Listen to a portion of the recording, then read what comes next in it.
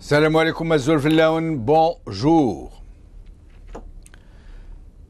Les oiseaux ne pépient plus. Ils s'enfuient à tire-d'aile dans la direction opposée à la mer.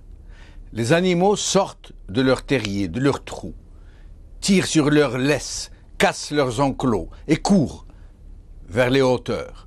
La mer commence à refluer de façon d'abord presque imperceptible, puis de plus en plus rapidement, comme si elle était aspirée par une force invisible. Puis des séismes font trembler la terre ici et là. Et d'un coup, comme surgit des fonds, des abysses, des masses énormes de mer s'avancent vers la côte. Elles sont aussi hautes que des montagnes. C'est un tsunami. Il va tout emporter, sans discernement de quelque sorte. Il ne durera qu'un court laps de temps. Mais après son passage, ce ne sera que spectacle de désolation, de dévastation. Les seuls qui ne l'avaient pas vu venir étaient les hommes et les femmes qui étaient sur le rivage pourtant, qui se baignaient dans la joie et l'insouciance, qui vaquaient à leurs affaires, qui vendaient des beignets, qui riaient à gorge déployée. En Algérie aussi, les signes sont là d'un tsunami annoncé. Le régime a tellement été habitué à la passivité de la société qu'il a conduit pourtant vers le chaos, à son indifférence, à son manque d'implication, qu'il en est arrivé à ne plus lui accorder la moindre importance. Il croit qu'il suffit de gaver ses nombreuses clientèles, ses cohortes de policiers, de gendarmes, de soldats, ces foules d'opportunistes qui sont là, gueule ouverte, à engloutir les masses de miettes qu'ils leur jettent. Ce régime a tellement été rassuré par toute forme de réaction à ces tirpitudes qu'il se croit désormais tout permis, jusqu'à faire élire à la tête de l'État une vitrine qui n'est même pas capable de jouer le rôle d'une vitrine un tant soit peu normale. Il se livre sans aucune retenue à un pillage effréné des richesses du pays et il dilapide, sans la moindre hésitation, l'héritage des générations futures. Ne pouvant s'entourer de véritables grands serviteurs de l'État, parce que ce n'est pas sa nature, pour faire gérer un tant soit peu les affaires courantes, il a placé à la tête de toutes ces fausses institutions des ignares, de la canaille, de grossiers opportunistes, voire même des comiques qui se complaisent dans des sorties ahurissantes et qui sont les premiers à rire de leurs propres imbécilités. Des gens qu'ils prennent pour autant de bons mots, des imbécilités qu'ils prennent pour autant de bons mots, et qui ont fait de ce régime la risée du monde entier. Mais cette anesthésie, pratiquée à grande dose par le régime pour endormir les consciences et qui a réussi à plonger dans une douce léthargie, celle de la mangeoire, presque toute la classe dite politique et même la quasi-totalité de la classe dite intellectuelle a néanmoins rencontré un os. Un groupe d'hommes et de femmes de toute mouvance, de toute obédience, de tout ancrage et aux objectifs différents, parfois même divergents. Ce groupe donc a dit non à toutes avances du régime. De quelque façon ont-elles été enrobées? Il a dit non au contact pour la révision de la Constitution. Il a dit non aux offres discrètes et privées qui ont tenté de semer la zizanie en son sein en achetant certains de ses membres. Et voici qu'il dit non aux avances du FFS, qui a prétendu, on ne sait pas pourquoi ni comment, rassembler l'opposition et le régime autour d'une même table. On ne sait vraiment pas pourquoi. Franchement, cette énième initiative tente-t-elle de battre le rappel de tous ceux qui rechignent encore à rejoindre la savoureuse mangeoire? En tout cas, un fait politique particulièrement important, même s'il n'a pas été rapporté avec toute la vigueur et toute l'importance qu'il mérite, est que des partis et des politiciens regroupés dans l'instance de suivi et de consultation de l'opposition, ISCO, revendiquent avec force la tenue d'élections anticipées. Le mot est désormais lâché. Un autre fait, tout aussi notable, est venu apporter du nouveau dans ce calme apparent, le même calme qui précède les tsunamis. L'Union européenne semble s'intéresser maintenant de très près à l'opposition. La chasse gardée n'est plus celle de la seule France. L'Union européenne est là à observer, à évaluer, mais aussi à appréhender, parce que l'UE sait reconnaître les signes avant-coureurs des situations susceptibles de dégénérer. Et tout le monde sait qu'il ne serait de l'intérêt de personne que la situation en Algérie parte en vrille, comme on dit. Cela n'arrangera personne, en l'occurrence, même pas certaines forces que la déstabilisation de toute la région arrangerait. Aujourd'hui, TSA, des représentants de l'UE veulent rencontrer la CNLTD à Ouattane, estimant que la vacance du poste de président est effective. L'opposition demande une élection présidentielle anticipée. Le soir d'Algérie, actualité, réunie hier au sein de la CNLTD, l'opposition pour des présidentielles anticipées. Avec nous aujourd'hui, Mohsen Belabbas, président du RCD, et Lila Haddad, journaliste accrédité auprès de l'Union européenne. Mohsen Belabbas, merci beaucoup, merci d'être avec nous, d'avoir accepté notre invitation. Merci à vous, merci pour l'invitation. Alors, parlez-nous un peu de cette initiative que vous lancez, de cet appel que vous lancez plutôt, pour des élections anticipées. En réalité, il n'y a pas de grande nouveauté dans ce que nous disons depuis hier. Nous savons qu'au niveau de la coordination pour les libertés et la transition démocratique, nous avons commencé à construire une initiative depuis maintenant plus d'une année. Et vous savez très bien que la construction demande du temps, contrairement à la destruction. Cette démarche est passée par plusieurs étapes. Les premières, si vous vous souvenez bien, c'était la mobilisation pour le grand meeting de Hacha, les sittings organisés notamment ici à Alger. La deuxième étape, c'était la conférence de Mazatlan qui a adopté une plateforme pour les libertés et la transition démocratique que toute l'opposition maintenant assume. La troisième étape était l'installation justement de cette instance dans laquelle nous avons tenu à faire représenter différents acteurs politiques de différentes sensibilités politiques. Maintenant, il y a une évolution. Il semble qu'il y ait un problème de téléphone. On ne vous entend plus, Mohsen Belabbas. Moi, je vous entends pas. Voilà, très bien. Là, on vous entend, je vous en prie. Donc, depuis hier, nous disons qu'il est temps d'installer officiellement une instance indépendante, permanente pour l'organisation et la gestion des élections. C'est la première revendication de l'instance. Cette installation sera suivie juste après par une élection présidentielle anticipée. Pourquoi nous avons tenu à préciser qu'il faut d'abord installer l'instance indépendante pour la gestion et l'organisation des élections? La raison, elle est très simple. Nous ne voulons pas que l'élection présidentielle qui va venir soit organisée dans les mêmes formes que toutes les élections qui ont été organisées par le passé. Parce que l'administration, qu'elle soit entre les mains de M. Bouteflika, qu'elle soit entre les mains du DRS, c'est une administration qui va frauder. Nous voulons donner une légitimité au futur chef de l'État. Mais moi, c'est le Belabès. Moi, c'est le Belabès. Est-ce que ce n'est pas un peu mettre la charrue avant les bœufs dans un système où le régime semble être à l'aise, pas prêt de changer du tout? Est-ce qu'aller vers ces détails pour les prochaines élections, avant d'avoir obtenu qu'il y ait d'autres élections, est-ce que ce n'est pas un peu mettre la charrue avant les bœufs? Pas du tout. D'abord, le système en ce moment n'est pas du tout à l'aise. C'est pour la première fois que le pouvoir algérien a affaire à une initiative qui dure dans le temps.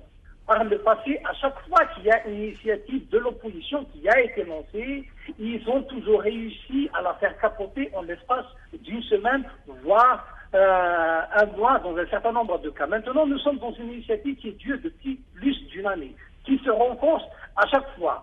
Maintenant, nous avons affaire à un pouvoir qui réagit à l'opposition. L'opposition, elle est en train d'agir, il n'est pas en train de réagir. C'est nous qui faisons l'action en ce moment, et c'est pour ça que vous avez vu... on vous entend plus, moi c'est Blabès, on vous entend plus. Je vous entends, hein? Là, oui. Là, on vous entend. Vous avez dû changer de...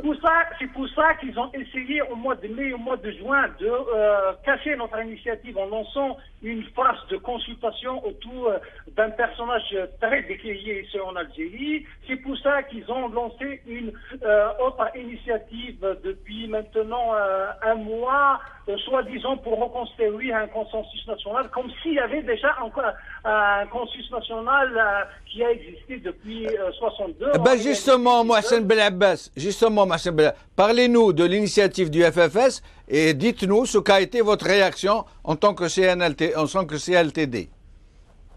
D'abord, au niveau de la CNLTD, voire même au niveau de l'instance, nous ne considérons pas qu'il y a une initiative d'un parti politique.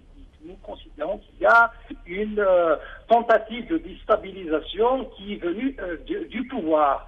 Nous savions très bien que le pouvoir va essayer d'instrumentaliser un parti politique ou bien une personnalité ou peut-être même une organisation de la société civile pour essayer de faire capoter notre démarche. Ce n'est pas important la dénomination du cible qui a été utilisé. Le plus important, c'est l'objectif visé. Ils veulent gagner du temps pour reconstruire un consensus interne au pouvoir, parce que le problème en ce moment pour ce pouvoir, c'est qu'il y a absence de consensus interne.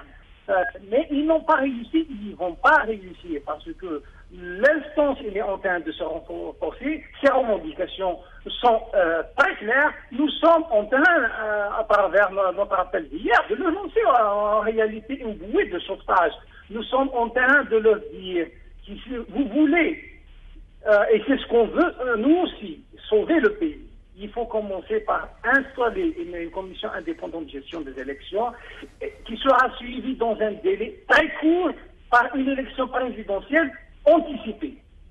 Et nous anticipons aussi, nous disons que le futur chef de l'État doit par la suite travailler à mettre en place une constitution consensuelle suivie par un nouveau processus électoral.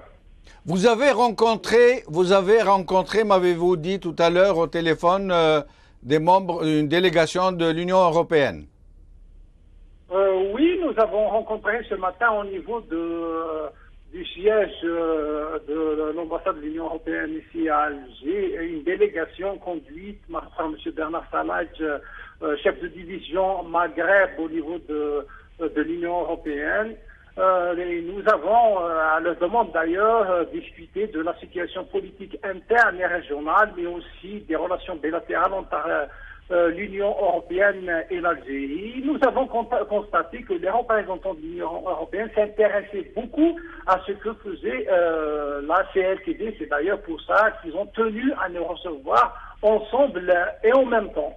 Mais ils ont tenu à ce qu'on leur explique notre démarche, ce que nous avons fait depuis une année. Et d'ailleurs, on s'est rendu compte qu'ils ont suivi de repérer les différentes étapes par lesquelles nous sommes passés, mais nous avons surtout tenu à leur rappeler notre dernière déclaration portant à commission indépendante de gestion des élections présidentielles anticipées. Est-ce que vous avez fait état d'une certaine mainmise, d'une certaine puissance étrangère qui fait partie de l'Union européenne dans les affaires algériennes? Oui, même si on n'a pas trop insisté parce que ces questions nous les abordons régulièrement dans notre communication. Nous disons que ce n'est pas normal qu'un certain nombre de puissances, notamment une puissance étrangère, essaie d'avoir une mise sur le cours des événements ici en Algérie, essaye de profiter de la situation de fragilité dans laquelle se trouve le pouvoir algérien, profite de l'illégitimité du pouvoir algérien pour faire passer un certain nombre de projets pour des intérêts souvent économiques qui travaillent exclusivement le pays, mais ça nous le disons, nous communiquons dessus régulièrement. Restez avec nous, Mohsen Belabbas. Lila Haddad, journaliste accrédité auprès du Parlement européen, auprès de l'Union européenne, pardon. Lila Haddad, merci d'avoir accepté notre invitation. Merci à vous. Alors, dites-moi, Lila Haddad, que pensez-vous de ces approches de l'Union européenne qui semblent observer un peu le terrain et qui maintenant, on a l'impression qu'ils vont dans le terrain, ils vont sur le terrain. Qu'est-ce que vous pourrez nous dire sur ça? Jamaldine, si vous me le permettez, j'aimerais d'abord remettre un petit peu les pendules à l'heure par rapport à cette histoire de M. Benflis a été reçu ou il a reçu. Ce que je peux vous dire à ce sujet-là, parce qu'on en a parlé quand vous prépariez cette émission, oui. Selon mes sources, et elles sont très dignes de foi, M. Benflis n'était pas demandeur de cette rencontre, mais il a été contacté par l'ambassadeur de la représentation diplomatique de l'Union européenne à Alger. C'est donc une initiative de l'ambassade de l'Union européenne à Alger. Monsieur Benflis a répondu favorablement et il les a reçus en sa permanence. Alors la délégation était conduite, comme il l'a dit, votre invité, Monsieur Belabbès, par Monsieur Bernard Savage, qui est effectivement le chef du département Maghreb au service extérieur, service européen pour l'action extérieure, et qu'on appelle ici à Bruxelles, pour aller vite, le service extérieur. Et en fait, qu'est-ce que c'est? Parce que c'est très important de savoir ce qu'est le service extérieur de l'Union européenne. En fait, il est d'abord sous l'autorité du haut représentant de l'Union pour les affaires étrangères et la politique commune et de sécurité, et il constitue le service diplomatique à la fois à Bruxelles et à l'étranger. Donc, si vous dire si ce service, qui est né d'ailleurs il y a quelques petites années, il n'existait pas avant au sein du triangle institutionnel qui est le Parlement européen, la Commission européenne et le Conseil européen. Je reviens un petit peu à cette rencontre qui a eu lieu donc au siège de la permanence de la coordination du pôle du changement. Excusez-moi si je ne dis pas très bien les appellations. Je ne suis pas de façon très intense l'actualité algérienne. Et donc, je disais que M. Savage était accompagné de Monsieur l'ambassadeur de l'Union européenne et je pense 2 ou 3 autres conseillers. Alors j'ai entendu aussi ça et là que la délégation européenne a rencontré M. Benflis à titre personnel. Selon, encore une fois, les sources que moi j'ai, c'est qu'ils l'ont rencontré en tant que coordinateur du pôle du changement, puisqu'il n'était pas seul à la permanence, mais il était...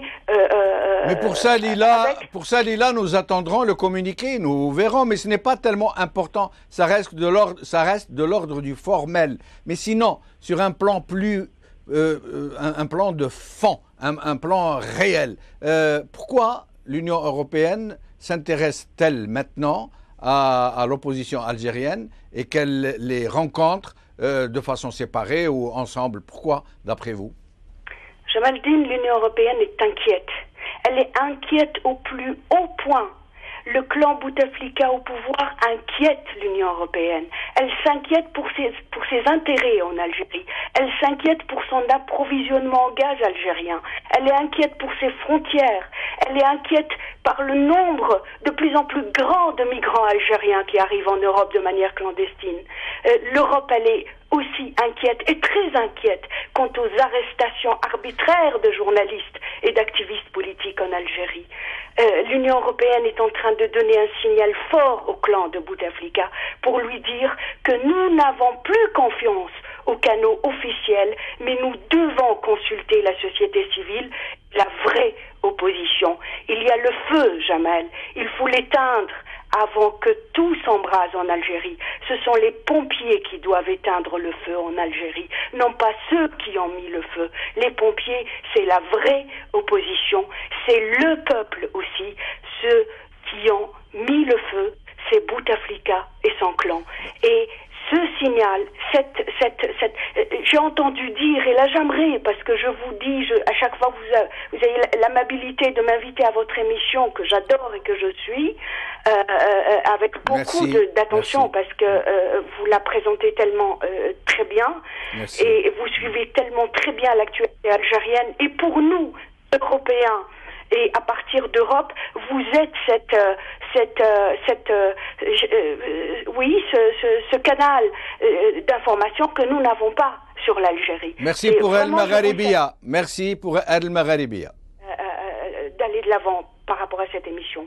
Alors, vous me dites pourquoi, oui, l'Union européenne, d'abord, comme je vous le disais, elle s'inquiète.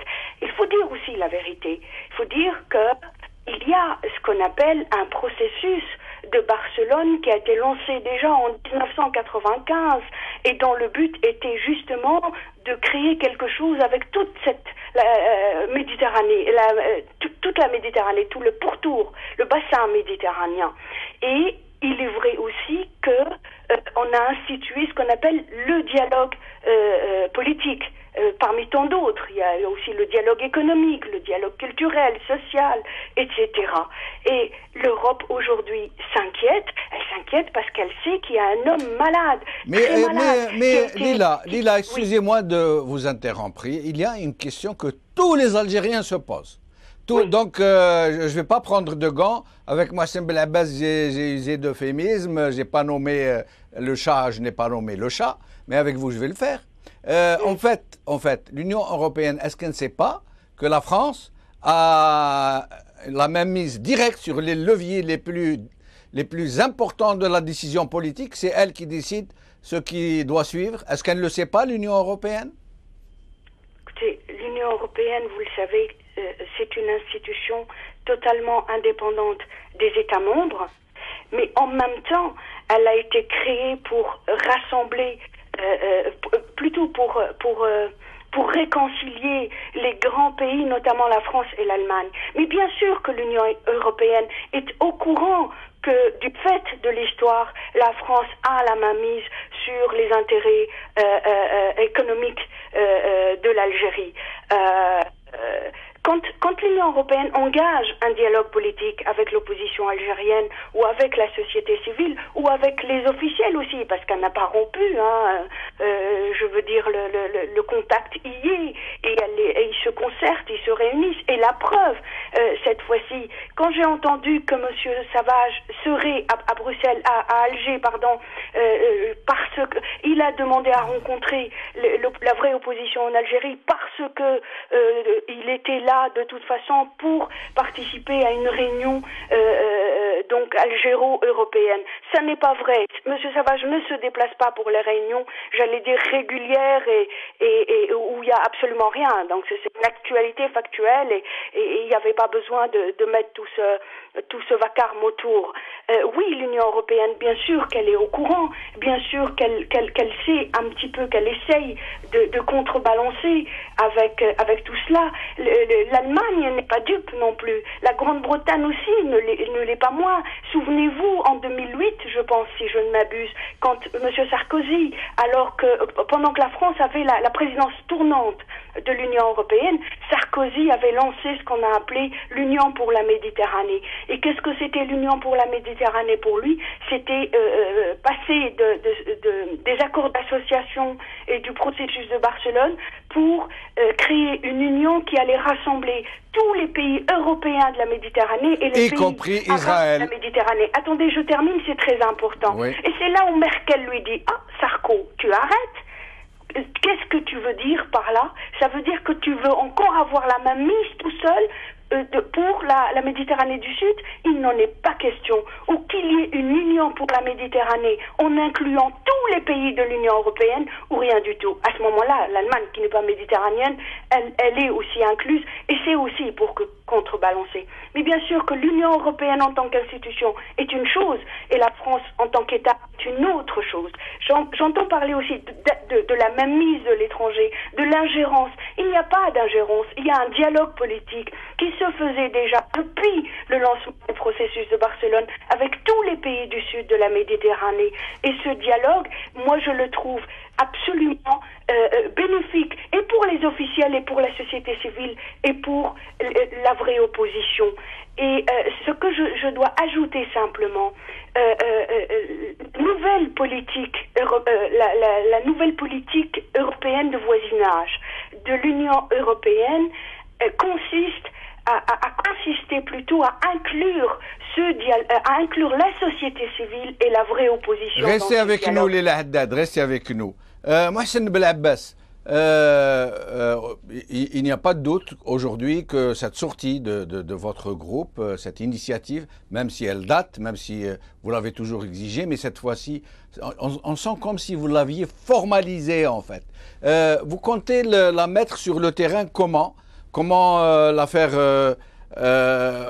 comment faire adhérer le peuple algérien à cette très légitime initiative? D'abord, il y a des actions que nous comptons organiser dans les jours à venir, pas spécialement au nom de la coordination ou bien au niveau de l'instance, parce qu'on est trop nombreux au niveau de cette instance pour pouvoir organiser des meetings pour s'exprimer en même temps et tous. Mais chaque week-end, il y a des actions organisées par des partis politiques. Et les actions consistent en des meetings, en des sorties à la rencontre des citoyens pour distribuer la plateforme pour la liberté et la transition démocratique, pour distribuer l'appel de l'instance que nous avons lancée le 1er novembre en cours, mais aussi maintenant on va inclure ce que nous avons décidé hier. C'est vrai que ces actions que nous organisons régulièrement ne sont pas très visibles. Vous savez très bien que nous sommes dans un pays où, y compris la presse audiovisuelle privée, ne couvre pas ces activités. Il se suffit seulement à quelques invitations pour avoir quelques réactions de partis politiques sur des plateaux, mais ils refusent de venir couvrir les meetings, les universités d'été, les colloques, les conférences thématiques et les actions de rue que nous organisons. C'est pour ça qu'il y a un manque de visibilité de ces actions. Mais ce n'est pas très grave parce que nous travaillons en la communication de proximité. Nous connaissons très bien l'impact de ce genre d'action. Nous sommes dans la communication de proximité, nous sommes dans Et puis vous avez El Magharibiya. Vous avez El Magharibiya, mon cher Mohsen Belabbas. Oui, il y a El Magharibiya, mais El Magharibiya n'a pas les réseaux suffisants pour couvrir toutes ces activités, même s'il faudra reconnaître que cette chaîne a joué un rôle important durant cette année, parce qu'elle reste l'une des rares chaînes à ouvrir son antenne à toute la classe politique algérienne, qui soit d'ailleurs de l'opposition, voire même du pouvoir, même s'il y a quelques reproches à faire à El Magharibiya du point de vue des images qu'ils vont défiler tout au long de leurs émissions, puisque souvent on nous a fait remarquer qu'il y a un certain nombre d'hommes politiques dont les images sont absentes sur les écrans, mais ça c'est pas très grave, je pense que ça peut être rattrapé à l'avenir. Vos critiques sont les bienvenues, vos critiques sont les bienvenues et notre antenne est ouverte à tout le monde. Moi je le dis maintenant publiquement, il n'y a qu'à nous contacter, les hommes politiques qui souhaitent intervenir, ils interviendront. Nous ne fermons la porte à personne. Je vous en prie, Mohsen Belhabbas. Je vous en prie, poursuivez. Oui, donc je disais, les actions qui vont continuer. Ah, il y a problème de téléphone. Il faut reconnaître que le rapport de force commence à évoluer. Puisque nous avons réussi à mettre le pouvoir algérien dans une position défensive. Ils sont sur la défensive, nous sommes dans une position offensive. Ça reste insuffisant, je veux vous le concéder, parce que le vrai rapport de force, c'est quand nous allons réussir à mobiliser la rue. Et je pense qu'on va la mobiliser, d'où l'importance de la revendication de la commission indépendante pour l'organisation des élections, parce que c'est un instrument à travers lequel nous rendons au peuple sa souveraineté. Si nous disons au peuple algérien, c'est à vous de choisir, vous dirigeants. Merci. C'est à vous de donner la légitimité au pouvoir algérien pour qu'il puisse défendre le pays d'égal à égal avec les partenaires étrangers. Merci Mohsen Belhabbas, merci beaucoup, merci de nous avoir éclairés. Merci à Lila Haddad, en espérant la revoir elle aussi plus souvent sur El Magharibiya. Salam alaikum, bqaw ala khair, azul.